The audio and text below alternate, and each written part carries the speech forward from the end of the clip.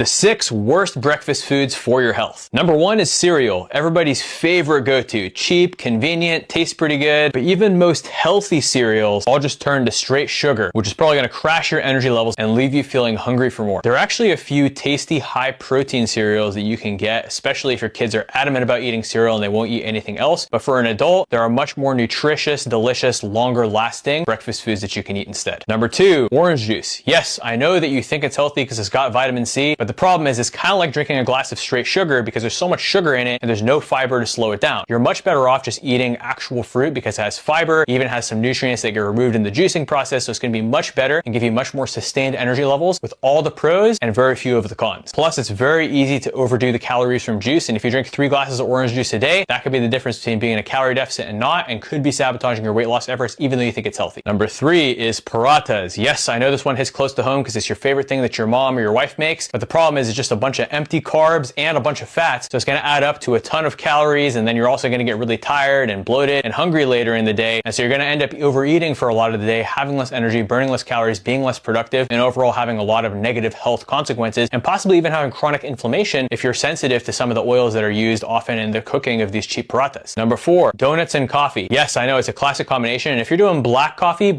is fine, but the donuts are going to have a lot of sugar and fat, and usually we're adding a bunch of fat and sugar to our coffee, which is an issue. So black coffee is fine. I'm not anti-caffeine by any means. In fact, caffeine has a lot of benefits, but it's all those calories associated with it, primarily from fats and sugars, that we want to avoid. Because strategically speaking, when we eat more sugar, it makes our appetite larger, which makes us hungry all day, which makes dieting way harder, versus if we use complex carbs, it actually keeps us more full and prevents us from getting all that excessive hunger. So strategically, it works a lot better, and it's much easier when you're on a weight loss journey. Now, I talked about the sugars. What about the fats? Number 5 is halal turkey sausages. So many Muslims come to me and they're like, yeah, I eat healthy for breakfast. I have these halal turkey sausages. They're so good. These halal sausages of whatever kind. The problem is you don't realize that these sausages actually have more calories from fat than they do from protein. Look at the back of the package and you'll see it probably has like 8 grams of protein, 7 grams of fat, or maybe even 12 grams of fat. But even 7 grams of fat, there's 9 calories per gram of fat, which means it's 63 calories from fat, and protein is only 4 calories per gram, which means it's only 32 calories from protein, meaning it has double as many calories from fat as it does from protein, which means it's more of a fat source than a protein source. So yes, you were kind of on the right track with the protein, but we need to do lean proteins if you want to have a healthy breakfast. And number 6 is sugary chai and any kind of deep fried hash browns or deep fried potatoes. I know that in a lot of our cultures, this is what we enjoy doing. And yes, it does taste good. But again, think of how you feel after you have all those empty carbs and all those empty fats as well, just like with the paratha example. Now, potatoes are actually a pretty decent food. And if you air fry them without oil, they taste just as good. Well, 20% less good, but 100% better for your health. They do actually have some good micronutrients and they still come out very crispy, but your health is going to be much better and you're not consuming all these excess quantities of oil. So these are the 6 worst common breakfast foods. What should you eat instead? Well, the principle behind a healthy breakfast is you want to eat high protein and generally lower fat with some complex carbs involved there. Now, in some cases, we flip that and we still keep the protein high, but we go low carb and medium healthy fats. However, I find that most people respond better to complex carbs because it helps to keep away the sugar cravings and it's better for their energy levels. Whereas the advantage with the fats and the lower carb is a lot of people get less hungry, but some of them get cravings for carbs later in the day. So you have to experiment this on yourself. Everybody's a little bit different, but the good news is we have experience working with all different body types, all different types of metabolisms, and all different personal preferences as well. If you need help taking control of your nutrition and you want a comprehensive meal plan, exercise plan, accountability, and more, and you want to lose weight and have way more energy without having to be on a bland, boring diet because the food will actually taste good even though it's healthy, comment M3 to learn more about our fat loss program and why people are talking about it as being the best program they've ever done and the final program, the only program they needed to get fit and stay fit for the rest of their life, inshallah.